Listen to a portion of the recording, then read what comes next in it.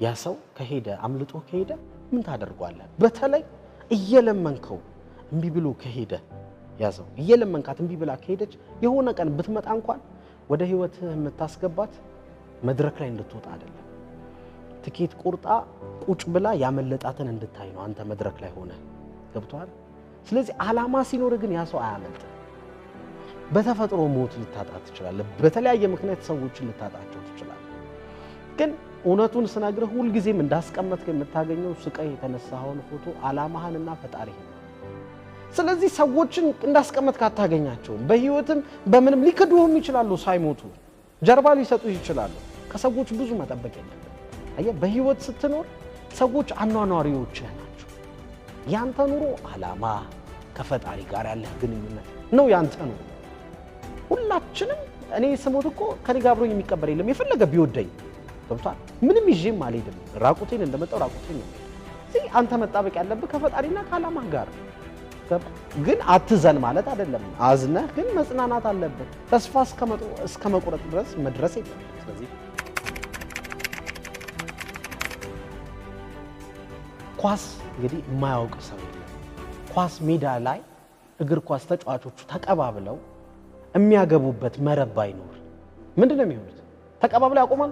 ሜሲ አጣጥፎ ሄዶ ምን ሊያደርገው ነው? ወደ ተመልካች ነው የሚጠልዘው። ጎል ከሌለ ምን ያደርገዋል? የጨዋታው ትልቁ ነጥብ እኮ ጨዋታን የምትለካው በምንድን? ስንት ለስንት ተሸናነፉ እኮ ነው የምትለካው አይደለ እንዴ? በጎል ነው የምትለካው። የሰው ልጅ የሚለካው በዓላማው። ስለዚህ ኖረህ እንግዲህ ትመላለሳለህ በህይወት። ጠዋት ትነሳለህ፣ ቁርስ ትበላለህ፣ ትኖራለህ። ምን አሳካ? አንተ ወደዚህ ዓለም በመምጣት ምን ተጨመረ? ዓላማ ማለት እሱ ነው። ግን ከዛ በላይ አንተን የሚያነቃ ለመኖር የሚያነሳሳ ጠዋት ስትነሳ ለደሞዝህ አይደለም መሮጥ ያለብህ፣ ወሩ መጨረሻ ለምታገኘው ለምትኖርለት ዓላማ በነፃም ብትሰራው የሚያስደስት በቃ እንዴት ልበልህ ላይክ ሳይከፈል ሰርታው የምትረካለት ነገር ሲከፈል ደግሞ በብዙ ጥፍ የምትሰራለት ነው። ዓላማ የሚጠቅም ለምን መሰለህ? አሯሩጠህ እንድትይዘው አይደለም፣ አንተ እንድትቀየር።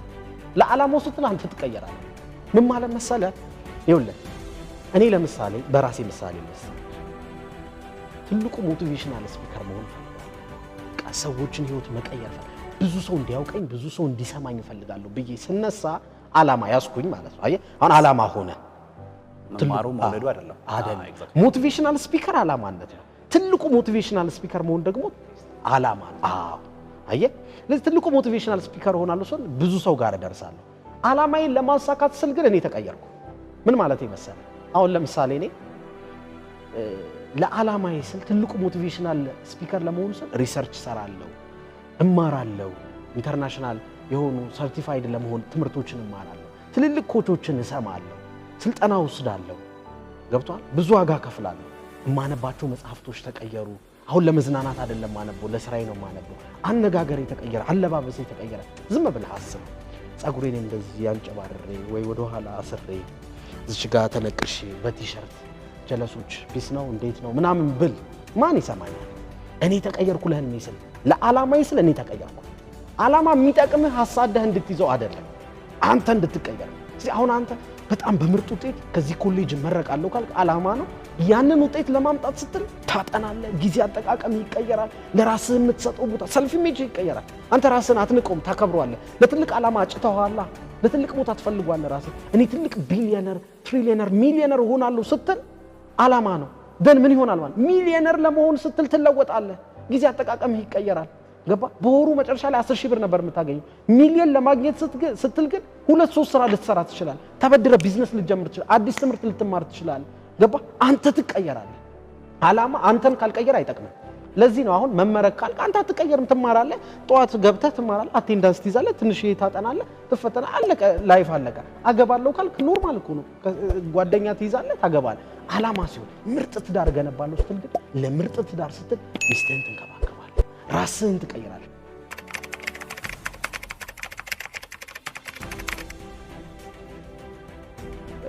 በጣም የሚገርመኝ ሐሳብ የሰው ልጅ ጥልቅ ፍላጎት ምንም ነገር አያቆመው። አንተ ከሱስ አይደለም ከምንም ነገር ትወጣለህ። ፍላጎት ብቻ ይኑር። በቃ ጥልቅ ፍላጎት ሲኖር አልቲሜት ዲዛይር የመኖር ዓላማ ሲኖር ምንም ነገር ትቀይራለህ። ዝም ብለህ አስብ። እዚህ ጋር ቁጭ ብለህ አልጠጣህም ውሃ ምንድነው የምትለው? ካገኘው እጠጣለሁ ካላገኘው አትልም። ትሟሟታለህ፣ ዋጋ ትከፍላለህ። ውሃ ለመጠጣት በጣም ያስፈልግሃል። ቢርብህ ምንድን ነው የምትለው? ካገኘው እበላለሁ አትልም። ዋጋ ትከፍላለህ ለመብላት ስትል፣ ለመኖር ሰርቫይቫል ሲሆን ማለት ነው ራስን ትቀይራለህ። ከሱስ መውጣት ለኔ ሰርቫይቫል ነው የመኖር ጉዳይ ነው ካልክ ትቀይረዋለህ። ምንም ነገር ታውቀው። እኔ ልንገርህ አንድ ነገር፣ አንድ ሰው የሚቀየረው በሁለት መንገድ ነው። አንደኛው በድንገት ነው፣ ሁለተኛው በሂደት ነው።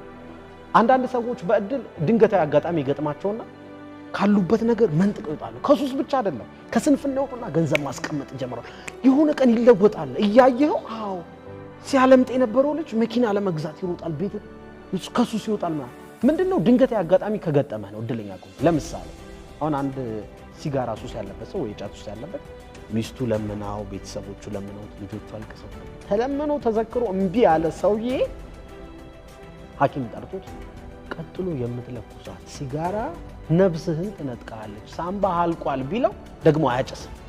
እስከ መጨረሻ ያቆማል። ለምን? በድንገት የሚያስደነግጠው ነገር ተፈጠረ። ፓራዳይሙን ባንዴ ሽፍት የሚያደርገው ነገር ተፈጠረ። አንዳንድ ሞገደኛ የሆነ ሹፌር ተገልብጦ ቢተርፍ ጨዋ ነው። አንዳንድ ወንዶች በጣም የሚወዷቸው ሴቶች ላይ በደል ያደርጉና እለያለሁ ስትለው ጨዋ ይሆናል። አየህ፣ ድንገታዊ አጋጣሚ። ይሄ ግን ለሁሉም ሰው አይደርስም። አየህ፣ ልትሞት ትችላለህ። እንድትቀየር ምልክት እንዲሰጥህ እድለኛ መሆን አለብህ። ስለዚህ አንተ መቀየር ያለብህ በሂደት ነው፣ በድንገት አይደለም። ገባ? በድንገት አደጋ ሲደርስብህ አንዳንድ ሰዎች ከጓደኞቻቸው ያዩና እኩል አይደሉም። ጓደኞቻቸው አገቡ፣ ወለዱ፣ መኪና ገዙ፣ ቤት ሰሩ፣ ቢዝነስ ገነቡ። እኔ የቱ ጋር ነኝ? ቆሜ ቀረው ይላል። ያኔ ይነቃል በድንገት። ከዛ ወጥሮ መስራት ይጀምራል፣ ራሱን ይቀይራል፣ ሰው አይቶ ማለት ነው። ግን ይሄ ልጅ ጓደኞቹ ባይቀየሩስ ቆሞ ይቀራል ማለት ነው። ስለዚህ በሂደት ግን መቀየር ማለት ወዴት እየሄድኩ ነው ብለህ ራስን መጠየቅ። ለምሳሌ ሱሱ ወዴት እየወሰደኝ ነው? በቃ ባለሁበት እንድራመድ አደረገኝ፣ ከሰው በታች አደረገኝ፣ ከጓደኛ በታች አደረገኝ፣ ጊዜን እንዳልጠቀም ወድቄ ቀረው፣ ቃሚ ሆንኩኝ፣ አጫሹ ብለህ ራስህ ስትጠይቅ በቃ ፍላጎትህን የሚያቆመው ነገር አንተ ማቆም ፈልግ እንጂ ማንም ምንም ነገር አያቀተም። በዚህ አለ አብዛኛው ሰው ነው ኢትዮጵያ ውስጥ ልታይ ትችላለህ። 35 በኋላ ነው መኪና የሚገዙት፣ ቤት የሚሰጥ። አሁን ይሄን የሚመለከት ሰው ግን ግዴታ 35 ዓመት እስኪሞላ እንዳትጠብቅ። ካሁኑ ዓላማ አስቀምጥ። ያ ሰው እንደነቀው አሁን ንቃ። ዲፋይናይትነስ ኦፍ ፐርፐዝ ይኑርህ ነው። በቃ አሁን ምን ማለት ነው? በቃ ያ ሰው በ35 ዓመቱ የነቀው ምን ሲል ነው? አንድ ዓላማ ያስፈልገኛል፣ ዓላማዬን አሩጬ ገንዘብ ሰርቼ ለቤተሰቤ እተርፋለሁ ነው አይደል? አሁን አንተ 20 ዓመት ከሆነ ይሄን የሚመለከት ሰው አሁን አንተ 30 ዓመት ከሆነ 40 ገብተህ ሊሆን ይችላል፣ አላውቅም። ማስቀመጥ ያለብህ ዓላማ አለ። በቃ ማተኮር ያለብህ ለሱ መሞት ያለብህ ማለት ሰው ሁሉም ነገር በጣም ቀላል። ምን ማለት ይመስላል? ዓላማ ሲኖርህ የሆነ የምትሮጥለት የምትባንለት ነገር ካለ ገንዘብ ጭራ ነው ይከተላል። የሚያደንቁ ሰዎች ጭራ ናቸው ይከተላሉ። ትዳሩ፣ ይሄ ሴቱ ምን የምትለው ነገር በሙሉ ሌክቸር በሙሉ ይከተላል ዓላማ ሲኖር።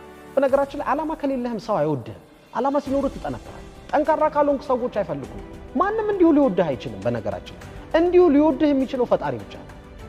ዓላማ ሲኖርህ ግን አንተ ትቀየራለህ፣ ትጠነክራለህ፣ ህይወትህን ትቀይራለህ፣ ትባንናለህ። ያኔ ሰዎች እሱ እኮ በጣም ጠንካራ ነው ዓላማ አለው ይላል። ጊዜ የለህማ አንተ ለማይረባ ነገር የምታጠፈው ጊዜ የለህ። ዓላማ አለ፣ የምትሮጥለት ነገር አለ። ሰዎች አይንቁም፣ ያከብሩሃል። አየህ፣ እንዲሁ ግን ማንም አይወድህም። ስለዚህ ወንዶች የሚነቁት በ35 ዓመታቸው ዓላማ ስለሚያገኙ ነው። ትዳር የሚባል ነገር ያነቃቸዋል። በዛ ነውና ይህን የሚመለከት ሰው ከአሁኑ እንደ 35 ዓመት ሰው ያስብ።